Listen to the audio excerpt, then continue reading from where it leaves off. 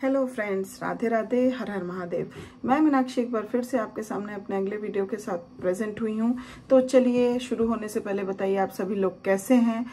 I hope that you are happy and healthy. तो चलिए इसी के साथ मैं बताती हूँ आज इस सेशन में हम किस बारे में बातें करेंगे। जैसा कि लास्ट कुछ वीडियोस से हम ड्यूरिंग लेट चाइल्डहुड पीरियड के कुछ साइकोलॉजिकल हैजार्ड्स जो बच्चे फेस करते हैं, ओल्डर चिल्ड्रन फेस करते हैं, उसके बारे में जानकारी ले रहे थे। पिछले वीडियो में हमने कुछ इमोशनल हैजार्ड्स, सोशल हैजार्ड्स की बातें, इमोशनल हैजार्ड्स और सोशल हैजार्ड्स की बातें की।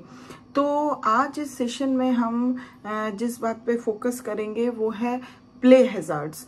तो play hazards during late childhood period older children किस प्रकार से फेस करते हैं, किस तरीके के होते हैं, वो हम इस सेशन में फोकस डालेंगे। जैसा कि हम जानते हैं जो ये पीरियड होता है लेट चाइल्डहुड पीरियड, वो बच्चों के लिए जो होता है गैंग पीरियड होता है, पीयर पीरियड होता है, जहाँ पीयर ग्रुप फॉर्म होता है, गैंग ग्रुप फॉर्म होता है, जिनके एक अपने कॉमन प्ले इंटरेस्ट होते हैं, जिससे बच्चे एकजुट होके गैंग बनाते हैं, ग्रुप बनाते हैं। तो उनके लिए ये जो प्ले होता है that is very very take a very very important place in their life. तो लेकिन इस प्ले में बहुत सारी कठिनाइयां भी बच्चों को सामना करने पड़ती हैं और देखने पड़ती हैं। तो आज इस सेशन में हम कुछ उस पर फोकस डालेंगे। तो I hope that will be remain in the session till the end to get the whole information. And one thing more, if you haven't subscribed my channel till yet, please subscribe it. If you are new viewer to my channel, please subscribe my channel to get this wonderful videos later on also, and be contacted with me to get more informations. So let us begin with the session. तो children who lack social acceptance and deprived of opportunities to learn the games and sports essential to gang belonging. तो वो बच्चों को ये hazards देखने को मिलते हैं जो बच्चे जो है सोशल एक्सेप्टेंस लैकिंग जिनके अंदर होती है, जिनको सोशल एक्सेप्ट नहीं किया जाता है, या फिर वो उन अपॉर्चुनिटीज से कभी ना कभी डिप्राइव्ड रहते हैं जहाँ पे वो गेम्स स्पोर्ट्स को सीख सकें, लर्न कर सकें। तो क्योंकि वो क्या होता है कि उनका सोशल एक्सेप्टेंस नहीं हुआ रहता है, गैंग ग्रुप जो होती है वो उनको एक्सेप्ट नहीं की रहती है, तो they are deprived to learn the different types of sports and games which is very very essential to the gang belonging.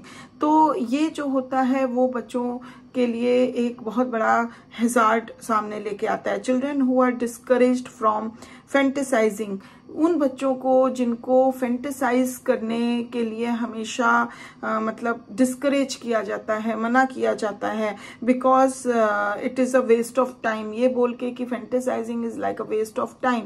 तो इस तरह के बच्चों को बहुत सारे प्ले हैजार्ड्स फेस करने पड़ते हैं।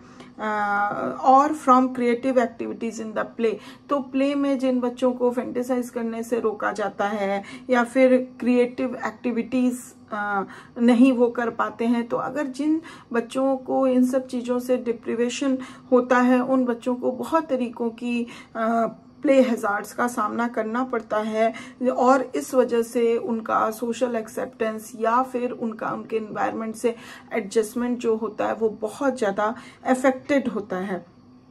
And they develop the habit of being rigid conformist, और वो हमेशा एक रिजिड कन्फर्मिस्ट ही बनकर रह जाते हैं कि बस दूसरों की थोपी हुई बातों को उनको मानना है और उसी पे चलना है, भले ही वो उनके एडजस्टमेंट और उनके पर्सनालिटी डेवलपमेंट में बुरा नेगेटिव इफेक्ट डाले। तो वो एक रिजिड कन्फर्मिस्ट मतलब वो बनना नहीं चाहते हैं बट उनको बनना पड़ जाता है because of these deprivations, because of lack of opportunities, because of not learning the different types of games and sports, because they are not socially accepted by their gang group, और these kind of conditions जो होती हैं वो बच्चों के adjustments पे बहुत ही मतलब गलत इफेक्ट डालती हैं, जिससे उनकी पूरी whole adjustment and later on development और learning of different social skills and play skills, ये सारी चीजों से वो डिप्राइव्ड हो जाते हैं और उनको परेशानियों और कठिनाइयों का सामना